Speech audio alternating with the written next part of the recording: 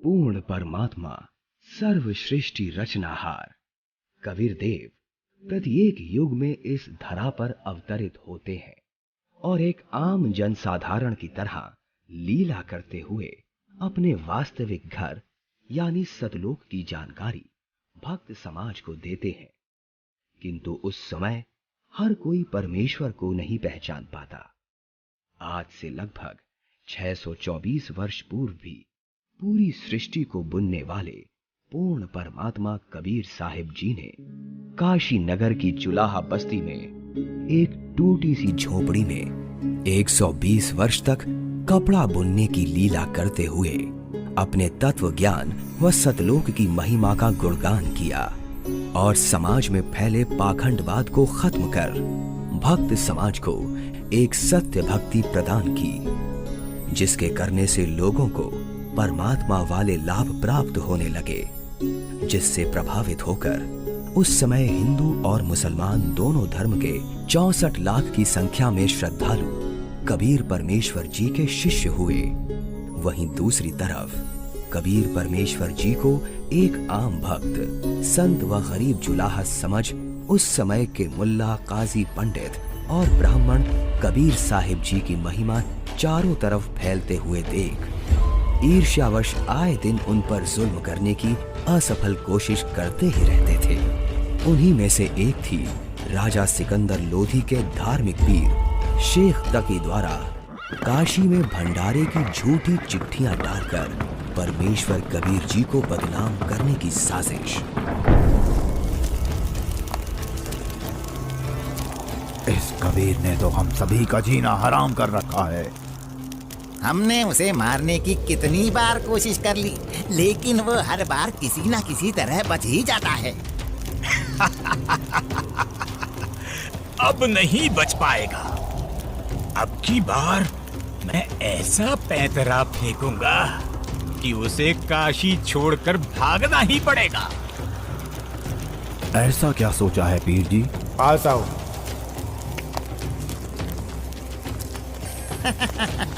आपने भी क्या तरकीब सोची है? अब तो उस दुष्ट के लिए भारी मुसीबत आने वाली है। अगले ही दिन से एक पत्र भारतवर्ष के कोने कोने में सभी मठों, आश्रमों, मंदिरों में पहुंचने लगा।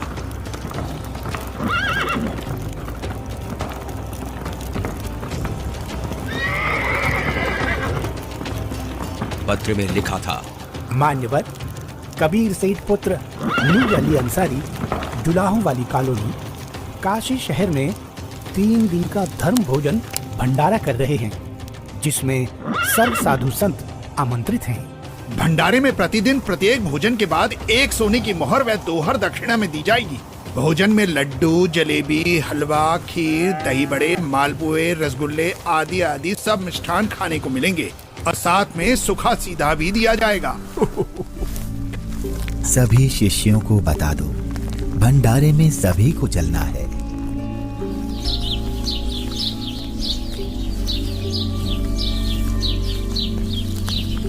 जगह जगह झूठी चिट्ठी के पहुंचते ही हर तरफ भंडारे की चर्चा होने लगी, जिसके बाद सोने की मोहर और दोहर के लालच में पूरे देश से लाखों की संख्या में लोग काशी में निश्चित दिन से पहले वाली रात्रि को ही पहुंचने लगे और देखते ही देखते पूरी काशी नगरी भंडारे में आए साधु संतों से भर जाती है। अरे भक्तों, आज इतनी भीड़ कैसे लगी है? तुम किस नींद में सोए हुए हो? तुम्हें पता नहीं यहाँ काशी में कबीर नाम का सेठ 3 दिन का भंडारा कर रहे हैं, जिसमें प्रत्येक भोजन के साथ एक सोने की मोहर व दोहर भी दी जाएगी। आपको कोई निमंत्रण पत्र मिला है? हाँ, ये देखो चिट्ठी। ये जरूर किसी की बदमाशी है। मुझे जल्दी से गुरुदेव को सब बताना चाहिए। गुरुदेव, गुरुदेव, गुरुदेव। क्या हुआ रविदास? गुरुदेव, आज तो अपनी काशी छुटेगी। उन दुष्टों ने तो हद कर दी। आपके नाम की झूठी चिट्ठी बंटवा रखी है कि कबीर सेठ पुत्र नीरू 3 दिवसीय भंडारा करेगा, जिसमें प्रत्येक भोजन के बाद खाने वाले को एक सोने की मोहर और एक दोहर भी दी जाएगी। अच्छा, और अब उस झूठी चिट्ठी को लेकर लाखों की तादाद में लोग भंडारे के लिए आए हुए हैं। रविदास, आज तो सारी सीमाएं पार कर दी हैं उन नादानों ने। मैं गरीब आदमी, मेरे पास तो अपने परिवार के लिए ही मुश्किल से अनाज होता है। इतने लोगों को मैं कहाँ से भोजन खिलाऊंगा? आप अंदर से दरवाजा बंद कर लो और कोई भी आए तो खोलना मत। जब कोई नहीं मिलेगा तो थक हार कर अपने आप वापस चले जाएंगे। गुरुदेव, ये नकली धर्म के ठेकेदार रोज आपके खिलाफ कुछ ना कुछ षड्यंत्र रचते ही रहते हैं। कोई बात नहीं रविदास, जैसे तैसे आज का दिन और निकाल लेते हैं। रात को निकल जाऊंगा मैं अपने परिवार को लेकर कहीं दूर। तंग आ चुका हूं मैं इनके इन रोज रोज के कारनामों से। मैं बोलता सच्चाई हूं और ये समझते उसको निंदा है। आ जाओ रविदास, बैठ जाओ। दोनों भगवान को याद करते हैं। आपत्ति के समय उसी को याद करना चाहिए। वही सबकी लाज रखते हैं, हमारी भी रखेंगे।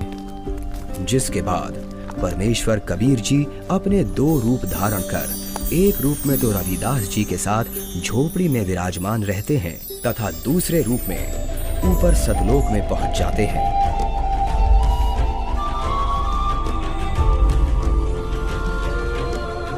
जहां असंख्यों बैल उनका इंतजार कर रहे होते हैं, जिनके ऊपर टंगे झोलों में भंडारे के लिए टेंट का सामान और पका पकाया भोजन, लड्डू, जलेबी, कचौड़ी, पकौड़ी सब लदा हुआ है। हे सृजनहार परमात्मा, जहाँ आप गए हो वो तो खाकी खंजूर स्थान है। वहाँ सारी उम्र लगे रहते हैं, फिर भी खाने को भोजन तक अच्छे से नसीब नहीं होता। आपके आदेश से हमने सब कुछ तैयार कर रखा है। परमेश्वर कबीर साहिब जी वहां खड़े अनंत कोटि बैलों में से केवल 9 लाख बैलों को और सेवादार रूप में वही की कुछ हंस आत्माओं को लेकर एक पल में सतलोक से चलकर काशी में प्रकट हो जाते हैं। आया है बंजारा केशो आया है, काशी आया माल अपारा केशो आया है। आया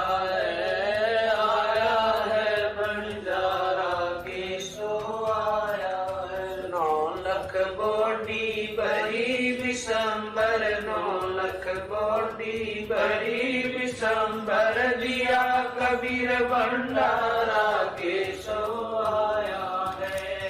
आया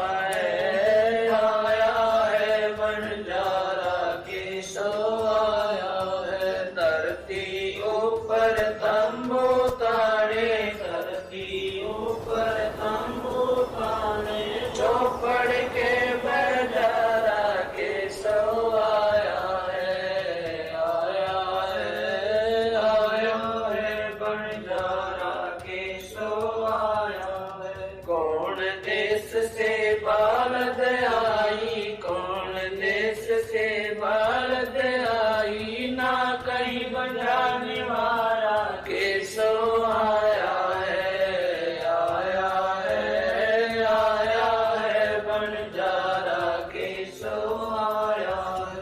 अपरम पार पार गत तेरी, अपरम पार पार गत तेरी, कित उतरी जलधारा केशो आया है।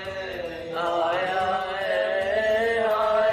है बंजारा केशो आया है। साहूकार नहीं कोई जाके, साहूकार नहीं कोई जाके, काशी नगर मजारा केशो आया है। आया है बंजारा केशो आया है। दास गरीब कलप से उतरे, दास गरीब कलप से उतरे, जिया पे अलख कर तारा केशो आया है। आया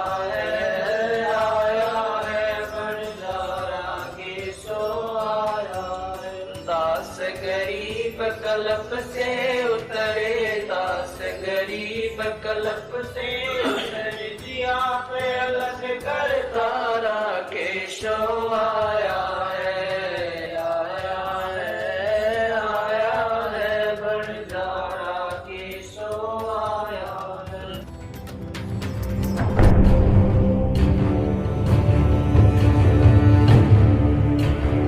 राजन, आपके गुरु का निमंत्रण आया है भंडारे का, आप चलेंगे नहीं क्या? गुरुदेव भंडारा करें और मैं न जाऊं, मैं अवश्य चलूंगा। काशी चलने की तैयारी की जाए। देखते ही देखते काशी शहर के चौपड़ के बाजार में परमेश्वर की दया से भंडारा शुरू हो जाता है। ऐसा स्वादिष्ट भोजन, वाह! जो खाता वो गुण गाते नहीं थक रहा था। सब्जी, पूड़ी, लड्डू, जलेबी, कचौड़ी, पकौड़ी, दही भल्ले, खीर, हलवा आदि जो कोई कुछ भी पकवान मांगता वो उसे खाने को मिल रहा था। और चिट्ठी में लिखे अनुसार प्रत्येक भोजन के बाद सभी को एक दोहर और एक सोने की अशरफी भी दी जा रही थी।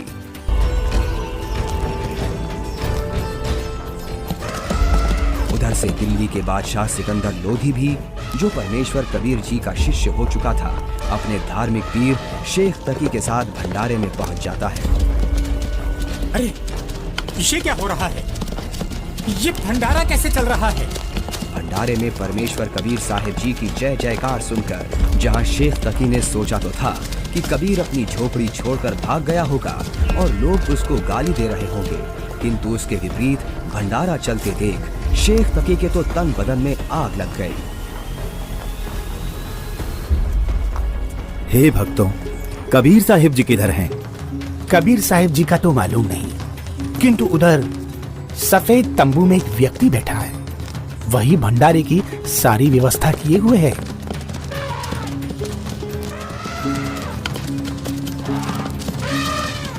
ये भंडारा कैसे चल रहा है?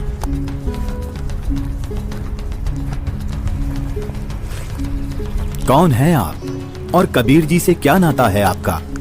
मैं एक बंजारा हूँ और कबीर जी मेरे पगड़ी बदल मित्र हैं। उनका संदेश मेरे पास गया था कि एक छोटा सा भंडारा करना है, थोड़ा सामान लेते आइएगा। और भंडारा चल रहा है। 18 लाख आदमी भोजन कर रहे हैं, ये इसे छोटा सा भंडारा कह रहा है। कबीर जी कहाँ हैं? वो क्यों नहीं आए? हे राजन, उनका दास जो बैठा है, उनको तकलीफ उठाने की क्या आवश्यकता? आप भोजन ग्रहण कीजिए। नहीं नहीं, भोजन भंडारा तो मैं गुरुदेव के दर्शनों परांत ही करूंगा।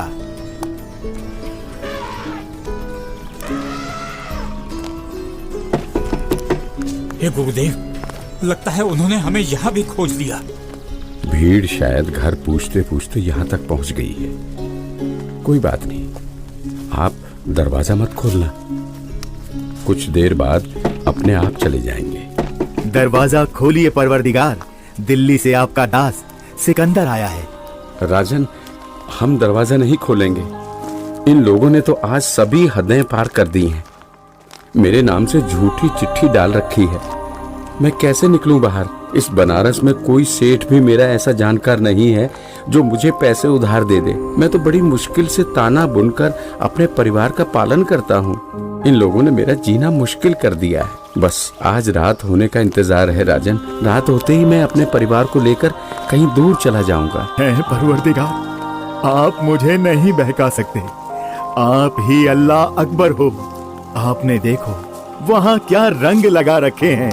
एक बार दरवाजा खोल दो दाता, दास आपके दर्शन करना चाहता है। खोल दो दरवाजा। राजा सिकंदर लोधी के आग्रह करने पर परमेश्वर कबीर जी जैसे ही भंडारे में चलने के लिए खड़े होते हैं, तभी उनके सर पर अपने आप ही हीरे पन्ने से जड़ा हुआ एक बहुत ही सुंदर मुकुट आ जाता है और कुटिया से बाहर निकलते ही उस परम पिता पर आसमान से फूलों की वर्षा होने लगती है। रविदास जी, आज ये सेवा मुझ दास को दे दीजिए। आप तो रोजाना करते हो।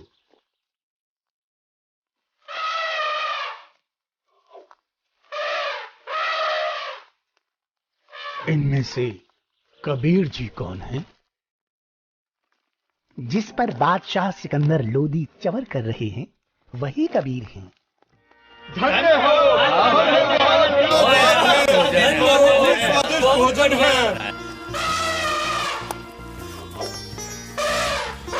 इसके बाद कबीर साहिब जी अपने ही दूसरे रूप केशव से मिलने के लिए उनके तंबू में आते हैं और जो ही परमेश्वर कबीर जी तंबू में प्रवेश करते हैं तो देखते ही देखते अपने आप उनके लिए एक सुंदर सिंहासन लगने लग जाता है जिस पर चारों तरफ हीरे पन्ने मोती जड़े हैं। परमेश्वर कबीर साहिब जी आसन ग्रहण करते हैं।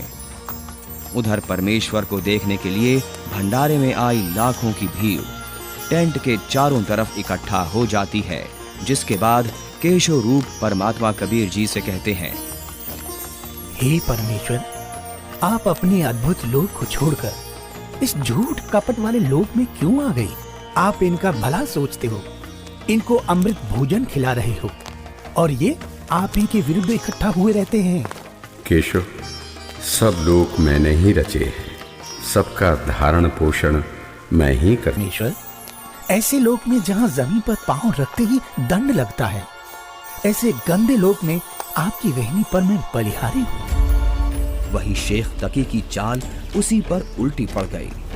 उसने लोगों को इकट्ठा तो इसलिए किया था कि कबीर किसी को भोजन करा नहीं पाएगा और लोग उसको गालियां देंगे, लेकिन कबीर जी ने उन इकट्ठा हुए लाखों भक्तों को 3 दिन तक मोहन भोजन भी खिलाया और सोने की मोहर व दोहर देकर सत्संग से उनका अज्ञान अंधेरा भी हटाया।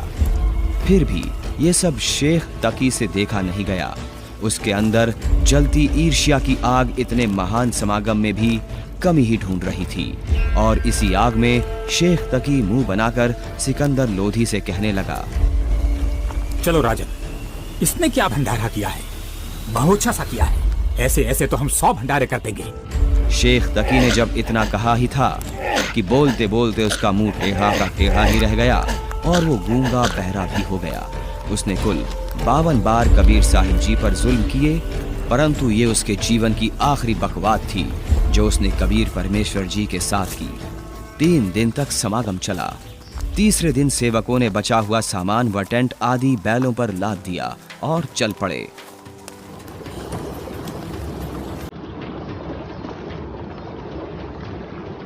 गंगा में पानी ज्यादा है, इसे अभी पार नहीं किया जा सकता। हाँ हाँ, अभी मत जाओ। बंजारे और बैल जैसे ही गंगा के किनारे पहुंचे तो गंगा का पानी एकदम कम हो जाता है और फिर सारे बैल निकल जाते हैं, जिसके बाद गंगा का पानी फिर से ओवरफ्लो होकर बहने लगता है, जिसे देख वहां खड़ी भीड़ आश्चर्यचकित रह जाती है। जाइए केशव, कहीं आपके बंजारे दूर ना निकल जाएं।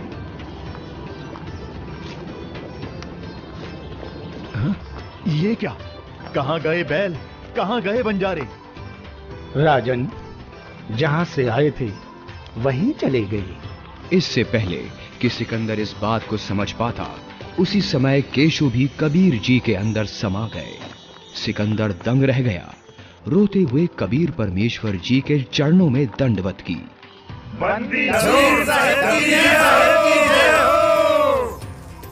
इस प्रकार परमेश्वर कबीर साहिब जी ने उन दुष्टों की इस साजिश को भी नाकाम करते हुए यह लीला की और भक्त समाज के सामने एक उदाहरण पेश किया कि चाहे कोई गरीब हो या अमीर, भगवान की भक्ति हर इंसान कर सकता है। जैसे मैंने कपड़ा बुनकर अपना व अपने परिवार का पेट पाला और भक्ति भी की, तो समय आने पर परमात्मा ने मेरी लाज भी रखी। उसी प्रकार आप भी मुझ पर यानी परमात्मा पर विश्वास करो और भक्ति करो, फिर देखना जब कभी भी आपको मेरी आवश्यकता होगी तो मैं आगे खड़ा मिलूंगा।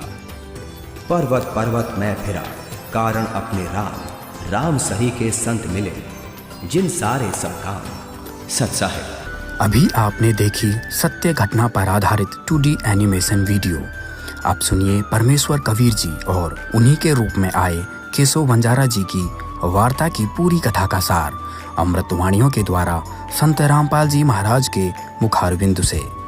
चौपड़ के बाजार फिर कर आए के सो पास, गरीबदास कुर्बान गति क्या क्या कहूँ विलास। पाट पटंबर बस गए ऊपर हीरे लाल, गरीबदास साहेब धनी डाये मुक्ता माल। केसो और कबीर का तंबू माई मिलाप, गरीबदास 8 पैर लग गोष्ठी निजगर गाप। केसो कहत कबीर से पूछत बाता बीन, गरीबदास क्यों उतरे ऐसे मुल्क मलीन। 100 योजन पर लगत है या दुनिया की गंद, गरीबदास केसो कहे हाड चाम का फंद। सुन कबीर सुर वेद हूँ केसो कष्ट करंत, गरीबदास गंदे मन से मेला आन भरंत। बिष्टा जिनके देह में मगन फिरे दिन रात, गरीबदास केसो कहे जिन सिर यम की घात। सुन कबीर मन भावने तुम्हारी बात अगाध, गरीबदास केसो कहे तुमसे तुम ही साध। धन कबीर कुर्बान जा ऐसी रही तुम्हार, गरीबदास के सो कहे छोड़िए गंदा संसार। नरक भरे तिस उदर है रुदर भरी सब देह, गरीबदास के सो कहे या मनुष्य मुखे है। राम नाम कैसे भोर नरक नगीन शरीर, गरीबदास के सो कहे विलंबे कहाँ कबीर। दम बिन दे ही सही नहीं जमी आसमान, गरीबदास के सो कहे जहाँ रहन स्थान। हीरे पीले मोती जहाँ हीरे बदन सफेद, गरीबदास के सो कहे सुनो देश का भेद। लाल श्याम जहाँ रतन है नहीं भौतिक आकार, गरीबदास के सो कहे चल कबीर परिवार। सुन के सो अब वंदना कह कबीर संदेश, गरीबदास लोक में है हमारा परवेश। आड चाम की देई में दूध रतन सरवंत, गरीबदास घट पिंड में ऐसे है भगवंत।